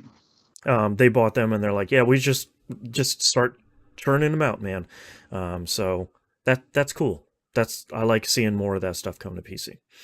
They showed off a surprisingly long trailer for Street Fighter 6, which included open world adventure segments, which is maybe confusing. They show off possibly a build your own character. Yeah, there seems to be a lot of stuff going on in Street Fighter 6. I think that looks cool. I'm not the biggest Street Fighter fan, so I'm not going to be like, well, they changed the frame counters on the... I don't know. I think Chun-Li looks cool. I think a lot of the character redesigns they have look really cool. I think it's neat. So I'll let Street Fighter fans, I'll let John Q Street Fighter fan explain the differences. I will say all of that water paint splash explosion stuff that was happening looked really cool. Yeah, looked real stylized. So those are cool games. It's not my type of fighting game, but I like that they're still sticking with it. I like the fact that they're also sticking with the similar 4 and 5 artwork, but considerably less oily now. I'm sure that will change if the oily wrestler is actually in there too. That's right. I don't remember what his name is. Yikes. They announced that Resident Evil Village is going to get a PSVR 2 port. It seems like that's like Village was. I think that's going to be the entire thing will be in VR, which seems real bad from a gross things perspective. But if that's your thing. Also, they showed off Horizon Call of the Mountain, which is the Horizon first person. That doesn't look good. I'm sorry. I love the Horizon stuff. That just doesn't. It's a lot of like, whoa, the thunder jaws so big. Wow. Oh, the Natmaw is in my face. Wow. Of course, it's a Sony VR thing, so they showed off No Man's Sky running in PSVR 2. That looks like every other VR thing for No Man's Sky. But they were really, it looks like they were really pushing the hand tracking, especially in Horizon and No Man's Sky, which I'm assuming PSVR 2 has, because they didn't show anything about the headset or the controllers or release date or price. Shocker. They just showed a bunch of games, and I guess we're supposed to figure it out. I want to say, which I'm speculating means that we're going to get a release date for PSVR 2 by the end of the year, because I can't imagine these 3 games, or these 3 ports are going to take that long to get out. So. No, yeah. The rumor is that there's around 20 PSVR 2 games in development. I'm not sure if that means like No Man's Sky PSVR 2 is one of them, or if that's brand new games. I would assume it would include stuff like Resident Evil Village and No Man's Sky and stuff like that as part of that number. Wasn't there a Spider-Man one at one point? Or am I making that up? There was that Iron Man one that apparently was pretty good. No, Star Wars one. I could have sworn that for the VR2 that they had something about a Spider-Man, but I'm not positive. I don't know if I've seen that. Just made that up. Yeah. Shockingly, Final Fantasy 16 showed up in a trailer that was sick as hell. Yep. And they showed off a real focus on summons this time, which was a genuine surprise. It's coming out summer 2023, and if you haven't heard, by this point, the combat director for Final Fantasy 16 is the guy who worked on Devil May Cry 5 and Dragon's Dogma. So that's probably going to be pretty good. And well, you're in immediately. Yeah, I mean, I was in already, but like, you tell me that you got a cool action game, then yeah, I'm here. And then a ton of the rest of the staff worked on both Final Fantasy 12 and Final Fantasy 14. So Final Fantasy 16 has a pretty solid staff behind it. I've already seen, we talked about this a bit on PUP. I've seen a ton of people gnashing their teeth that this is not a turn-based game. And I hate to tell you, but since Final Fantasy 12... Like the last 12 not being turn-based? Yeah, since Final Fantasy 12, they have not been turn-based games. So my recommendation on PUP was, if you want like a really solid turn-based game, go play Dragon Quest XI. It's very good. Or go play indie games that are turn-based. They're making really great Final Fantasy games with everything but the name. Square is not making turn-based Final Fantasy games anymore. That's not going to happen. I think they pretty much announced since after 13 came out that ATB and turn-based are just dead to them now. Action because where the player base is at. Yeah, because 12 did away with that. 13, you could split hairs and say that was kind of turn-based, but who cares about 13? And then like the rest of it, 7 Remake included. They're great games, and like 7 Remake is incredible. That's a really great action RPG. But if you're looking for turn-based, sorry. They have many other turn-based RPGs under their umbrella. Yeah, they don't need Final Fantasy to be. They have Dragon Quest, like the most traditional JRPG on the planet. So it will be fine. And these people are all going to buy Final Fantasy 16 anyway and enjoy it. So you're playing the popcorn movie game. Like they're going to play it and cry about it the entire time. That's right. Oh, it's terrible. This beautiful 4K that person game. That gives played 600 hours, gave it a negative review. That's exactly. There's nothing here. Next game up is Roller Drome, not Roller Dome. Roller Drome. The OlliOlli devs are making a Sable-styled skate-based shooter. So if you wanted Tony Hawk's Pro Skater to have guns, that's Roller Drome. And he wanted to look like Sable, they gotcha. That's a really wild thing. I don't understand. If I still want a really solid rollerball game. Yeah, I don't that'd be want great. A Ubisoft-made rollerball game. Also fair. Yeah. You don't want to climb the peak of the arena rink to figure out where you need to go for the next arena rink. That's right. Collecting feathers. Yep. Those feathers. I swear to God. Hold on. Crystal misses. You keep talking. The next game here is Tunic, coming out on PS4 and PS5 on September 27th. You should go play this. It's incredible. Yes. It's great. Highly recommended. They shut off. Go ahead. Mad props to whoever's running the Xbox dev team, social media dev team, because they're like, tons of people have enjoyed Tunic on Xbox and Game Pass already. We look forward to more people playing it later this year. And thank you. My favorite thing was people in the comments being like, "Oh, so you're just telling them they can play it on Game Pass right now?" It's like, well, that's a portion of it. You can go play it on Game Pass right now, but now more people can go play it, and that's a cool thing. You dumb jerks. They showed off a bunch of Callisto Protocol, a way longer trailer than I thought. This is no longer tied to PUBG, by the way, as it used to be. Now it's its own Dead Space styled thing. That looks cool. That was scary as hell, and that looks like a cool thing. Yeah, and I just saw the trailer for it then while we were doing the pre-show thing, because I missed the state of play. And I immediately Googled it to see if it's multi-platform. It is. Yeah. Oh, yeah. It definitely is. Yeah. They've been working on this for quite a while, and I'm very happy that they untied it from the PUBG stuff, because when they first announced it, they're like, "This is a PUBG game," and everyone's like, "What? Why? What are you doing? Why is that a thing?" Yeah. Weird. This is around the time too, because I had been watching this in my room, and my kids have been watching it out there. And the Resident Evil stuff they didn't get too into, but this is definitely the trailer. It was like, poor parenting decisions here. Yeah, you guys should probably scooch on out here. Yeah, which is what I told them. It's like, hey, probably shut the TV off for the next 2 minutes. Yeah. They showed off a little bit more Season, A Letter to the Future.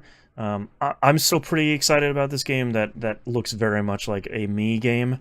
This kind of like chill exploration sort of thing. My surprise of the show, Eternites, an anime-styled action/dating game, which looks genuinely bonkers. Really cool. You wanted to hold hands with a lady and also fight a giant monster or robots, and then rip your whole arm off and have it turn into like a holographic space arm. Yeah, man. Eternites looks really good. That's a me. Someone checked a lot of boxes for me. That's a game for me, man. That's the one that I have written down for to keep an eye on. Yep. Keep an eye on Eternites. It's real weird. I don't know. That's a pretty good state of play. Sony doesn't always have the most solid. I feel like you either get one that's like kind of okay or pretty good. I felt like this was one of the pretty good ones. Each game there was pretty nice. Thank God they didn't try to break down their Plus stuff again, because oh my God, yeah, I can't like just put it out. It comes out in I think a week or so here in the US. I think it was mid-June. Yeah, I thought it was like the 12th or the 13th or something. But it'll just put it out and then it will be done. Hopefully they have fixed the PS1 emulation stuff, because of course Sony couldn't help but screw this up, where the PS1 emulation games are the PAL versions and not the NTSC versions. What are you doing? Oh my God. Who knows? We'll see. That may have been a territorial issue too, since these are all reports are coming from Asian market. Oh my God! But Asia didn't conform to PAL; they conformed to NTSC. I know, but that's what I'm saying. It's like it may have been just some weird territory thing. But also, it's very believable that Sony could not help but just screw this up. Where it's like, NTSC PAL, what's the difference? Whatever. It's like, please. Someone didn't flip the switch, and like, nobody's going to notice. God, for the whole world did. Except for those 10 missing frames. No big deal. All right, let's move on to emails here. Nick R sends us an email a couple weeks ago. Hey, fellas. Last week I noticed I was getting close to 10,000 total trophies, sitting at 9,966. I wanted to make it a big thing for the 10,000th. I went and found a couple games I could complete. First one was Batman: The Enemy Within. That was the Telltale one, right? Yep, I believe so. Yeah, that was a good one. Had already completed the first chapter. I like the story that Telltale created. It definitely has some issues with the performance, which, I mean, that's like Telltale's legacy. The tech was showing its age. Got that completed. I was only 4 away. Next game I found I could do was Control Ultimate. I already completed the game. I just needed to do some cleanup. Went and defeated Tomasi and got the platinum. Control is one of the best games. Yes. Might be in my top 5 of all time. Now sitting at 52 platinums and 10,000 in total. That's a really good trophy to get, is like the Control Platinum. Thought you would all appreciate. Now with all the extra things you can turn on and off in the Ultimate Edition too. Yeah, that's they've such got a like good the version God of mode game. and everything in there now too. Yeah, like one-shot kills too. It's so good. I thought y'all would appreciate this email, especially Moon with his love of achievements. Appreciate the work that goes into the podcast. Have a good day. I have heard that about you, Moon. I don't know what you're talking about with my already looking up while listening to the email. Right. With my 429 completed games. What is your current achievement number sitting at? On my current achievement number? Yeah, like your total score. I don't know if the True Achievements one is up to date, so let me just jump over here to my companion console. Yeah, that's right. Yeah, because I feel like Sony tried to do the thing where it's like, oh, here's your like trophy level, and literally nobody cares about that. Yeah, no. I only care. So it's giving me my list. It's not giving me my thing. Okay, there we go. 570,031. Wow. Oh, that's a big number. You guys are. If it helps, my true achievement score is 1.07 million. That means nothing. 2 bajillion. That means I'm sitting. Every achievement I get is worth about 2 for every 1 gamer score. Because I get the rare stuff. I'm not true. Chill out and chat night. Ratata-catcher. Right. Some Common Core. Yeah, that's right. So mine's sitting at 85,982. Oh, I don't. And guess what? That 2 doesn't bother me. It's gonna stay that 2 forever. My 1 bothers me so much, and it's his fault. His fault. My Destiny. That one right yes, there. I'm above you. My Destiny Triumph score now ends in a 1, and it bothers me a lot. I'm at 109,960 for mine. So I had no idea I crossed over the 100,000 mark. Yay! I didn't realize I'd hit 570, to be honest, because it's the scale of things. Like you celebrate episode 1, and then 10, and then 25, and then 50, right, and then 100, 150, 200, 300, 400, right. 500. 750, 1,000. Like the celebratory points don't happen between longer periods. Yeah. Next email here is from Pharaoh Reigns, passing along a message to us from Clarissa. Hi, fellas. It's been a while since I've supplied an on-air question to the show. I began to feel I've been derelict in my duties as a marginally insane fangirl, parenthetically not including the art I sent you, of course, which the fan art was very good. It was dope.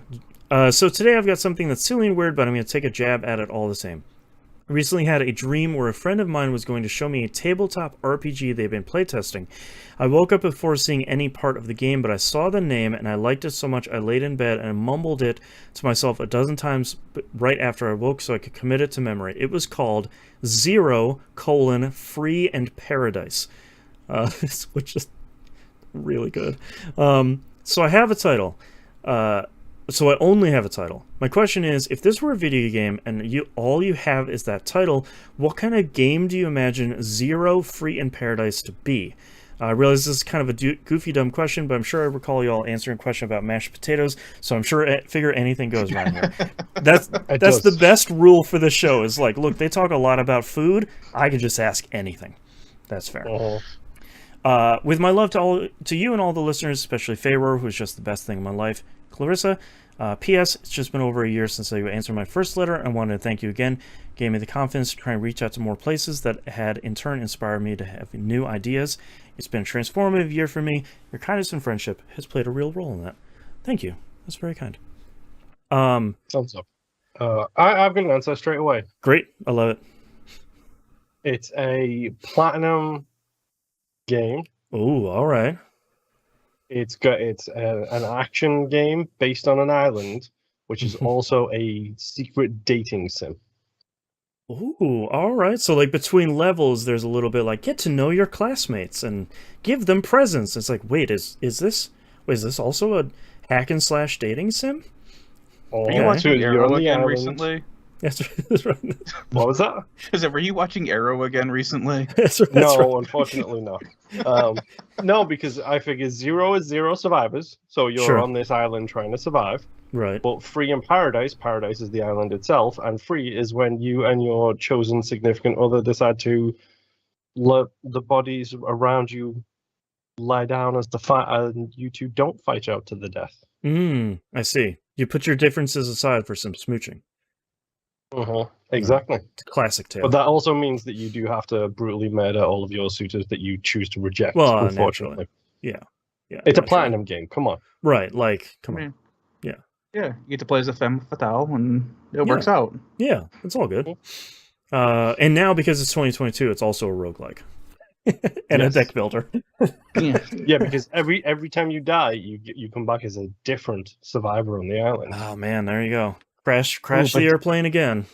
Do you get to find your equipment that you left behind as your old person? Naturally. Exactly, just like Zombie U/Zombie, depending on the platform you play on. And then you just throw in some building elements and a season pass. It's got it all, baby. Yeah. $1 billion idea.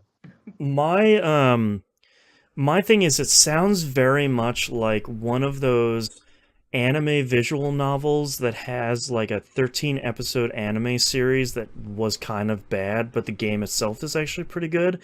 And everybody calls it like Null Zero at this point. They don't actually use like the real title anymore. They're like, oh, you don't have to watch the Null Zero anime. You should definitely play the game though. It's only available on PSP and like Windows XP, but like this one specific patch. You know how to use virtual machines? And it's like, oh boy, okay. This is a lot, but it's totally worth it. This is just giving me your description is just giving me flashbacks to that anime show that you love so much. The big mechs, the Gundam? No, probably Gurren Evangelion? Oh, either Evangelion or... Evangelion, that's the one. Okay. I was going to say, it's either Eva or it's Gurren Lagann. One of the two. Jimbo Jangles in chat says, I'd like to think of it as a Pokemon game, but the animals capture people and have them fight. Hey, man, you got a Kickstarter idea ready to go. I found this weeaboo. He now lives in this tiny ball. That's right. He's happy now. Pikachu summons Goth Punk. That's right. Wow. Gosh. Nimp, do you have any crazy ideas for Zero, Free, and Paradise? Kind of. Like, mine kind of took like a tactical RPG. Go figure. Shock of shocks. Yeah. But along the storyline of you're just one person who's trying to get to the promised land, and you're trying to gather people to go with you as you're, fighting something to get there. A little bit of like Suikoden in there, the 108 stars. Yeah. Boston knows. Yeah. I'm picking up what you're putting down. Yeah. But you get to control all 108 of them at once. Yeah, 108 characters in one battle. None of this, you only get 10 characters on the battlefield. Right. No, it's a battlefield. This is some Warhammer 40k stuff we're doing here. They did it with Dead Rising 3. I don't see why they can't do it. No, it's your MAG strategy RPG, where it's like it's 100 people versus 100 people. This fight will take you 8 hours. Good luck. Just like, oh god. Oh, why? Mm-hmm. Oh, man. Why did you summon that game back to my head? Like, I miss it, man. Why invoke the name of God if you don't mean it? I just want someone to make another one of those. I was really hoping the latest Battlefield was going to be that. It is definitely not, and they have... Everybody was hoping that was going to be that. And man, they just actually decreased the maximum number of people that are allowed in a match because nobody is playing it anymore. Yikes. Yeah, hold on a second. Let's have a look-see here, because if ever there is a discussion about games that are ahead of their time, I think that is number one. Yeah. Period. MAG is like, man, what a cool idea that worked, and it was just, and it also got also got caught up in the Sony hacking network. Yeah, the PlayStation Network was down like the week after it came out, and everyone was like, "Well, dude, it was the week it came out." Oh, that's so rough. That poor game. Yeah, because I bought that game and couldn't play that one, and my buddy bought SOCOM, which just came out that same week too, and couldn't play that either, and we were so bummed. And also, but man, you can bet when those servers came back up, I was on that thing 24/7. Yeah, well, and also like when it originally was announced and MAG stood for a massive action game, everyone's like, "That's stupid." It still does. It does not. I don't care. Yeah, it does not. But I like that they were like, "Well, it doesn't stand for anything anymore." It's like, man, look at Metal Gear Solid 1. That had a really stupid subtitle too, and everybody loves it. Just lean into it, man. What was one? Sons of the Patriots? No, it was Tactical Espionage Action. Oh, Tactical Espionage Action, Sons of the Patriots, something Liberty. Or was Sons of the Patriots 3? The Lale Lule Low? That's right. Yes. I'm sorry, wait, sorry, I didn't hear what you said. That's right. He didn't say anything. What was it? Okay. Tactical Espionage Action was like, it was Metal Gear Solid, and then that was the only other words on the cover. It was a descriptor. I they think just messed that up and copy edit from Japanese to English is all and that happened there. It's wonderfully stupid, and it's like, yep, let's just lean into it. It's fun. I was gonna say, because after a while, there was no more tactical espionage unless you count putting C4s on soldiers who were standing at a urinal. I do. Yeah. All right, that's our episode for this week. Sons of Liberty. Yeah, Sons of Liberty. Sons of Liberty, Guns of the Patriots. Snake Eater. Snake Eater, The Phantom Pain, Peace Walker. Yep. Man, Metal Gear was a fantastic series. It really was. Dude, so I love how far up its own lore it is. Yeah. And that seems to be you either love it or you hate it for it. Either you can take it for how goofy and just dumb take the ride, man. Is, or yeah. So, if you love it, if you like wrestling or anime, that's how you'll love it. That's right. It's in that same wheelhouse, yeah. All right, that's our episode for this week. Thank you very much, everyone, for listening. You visit us at tvgp.tv. Everywhere to find and follow us is on the right-hand side of the page, including a link to the Patreon page, patreon.com/E1M1. The ones are dollars. Ones are numbers. What? And I'm still disappointed that nobody said the ones and numbers when I said patreon.com/E1M1. Nobody said it, and then you just didn't do it again for the second time. I'm so disappointed in my co-hosts. Yeah. I have let you down. You can get all the cool audio we were talking about at the beginning of the show and support us financially. If you can't support us financially, totally understand. The best way to support this show and any other stuff you love on the internet, share it with your friends, tell everybody you know, share it on social media, rate it 5 stars wherever you listen, like, comment, subscribe. I know that's a meme. That stuff actually does genuinely help every channel. At the very least, liking. It feeds the algorithm, and that's the best thing. You're excited about a game on Steam? Wishlist that thing. That helps it a ton. We're not making games. Hopefully not ever. But nothing stops me from making more content. We're consultants. And if we suggested a game and you liked it and you go to write a review for it, put our name in there saying, hey, they suggested it and I liked it. That's right. It's 4 letters that all sound the same. TVGP. I think that's it for us. We'll see you all next week. Bye. Bye. I never noticed they all sound the same. Yeah. In the early episodes, I kept tripping myself up because I'm like, cool, I started a show where the shortening of it is 4 letters. 4 letters in the alphabet that all sound the same. Yeah, sorry, Dimebag in chat. I don't know why. Phenomenal of you. Hey-o. I don't know why Nightbot was upset with you for using emojis. That's really weird. Chill out, Nightbot. Not only was it upset, it timed you out and then banned you, which I fixed. Thank you. But appreciate it's like the most random thing ever. And it gave like an angry emote, like an angry emoji. It's like, no, you're doing the thing you just accidentally banned someone for. Chill out, Nightbot. All right, Nimp, what are your titles? Just 3 smiley faces, not 4. That's right. Moderation. Yeah. All right, I have Good Job Joe Random. Mm-hmm. Big Daddy Moon. Mm-hmm. He's Going for Distance. What is Cake? Combine them into one. Cheesy Slugger. and tepid takes. All right, Moon, what do you have? Hold on, I'm spamming the chat with emojis to check.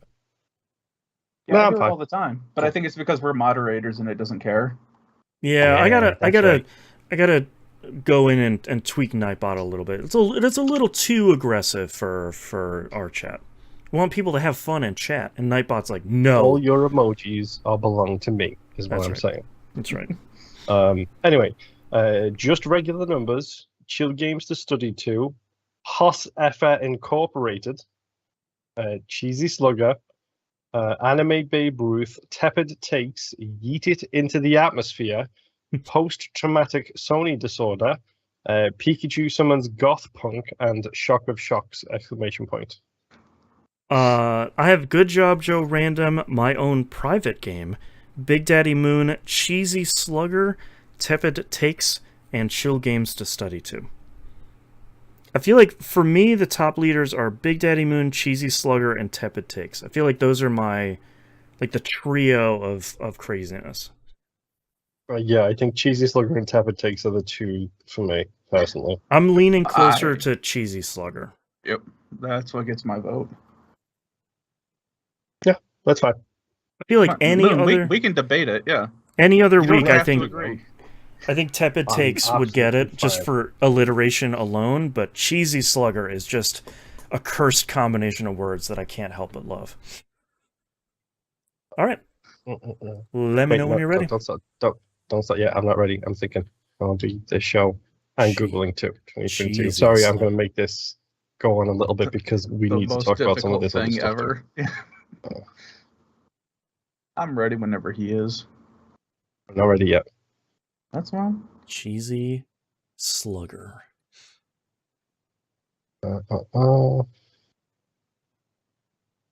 There's a picture of food here. What is this food?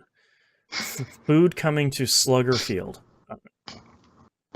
What even is this a picture of? Hold on.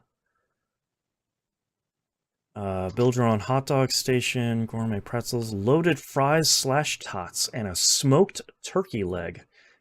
And a walking archetypes. Oh, is that like one of those weird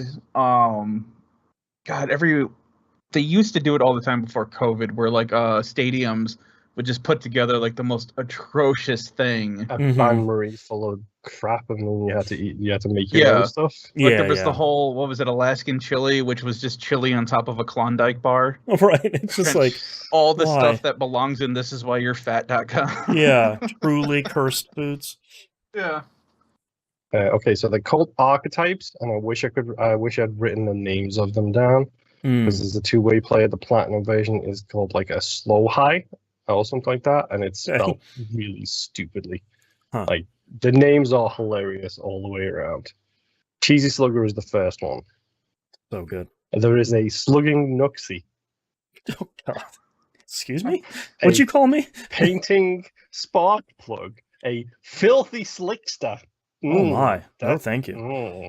These are all when you go and like generate a GIF on some of those websites, and they put 4 words together randomly. This very much sounds like that. Yeah, pretty much. Oh, it's so stupid. It's great. Anyway, I'm ready. Okay, are you ready, Nib? Yes, sir. Got my notebook. All right, starting in 3, 2, 1. This is That Video Game Podcast, episode 763 for June 6th, 2022. Cheesy Slugger. Fire the grilled sandwiches. So what you gotta do is dip it in the bucket so you get a good dollop, and then you take it to the plate. Dollop. That's a good word. All right, thank you very much, everyone, for listening and watching. We appreciate it. Thank you, everyone, for hanging out and chat with us. I hope we see you all here next week. Love seeing you all here and chatting with us. See you next week. Bye. Bye.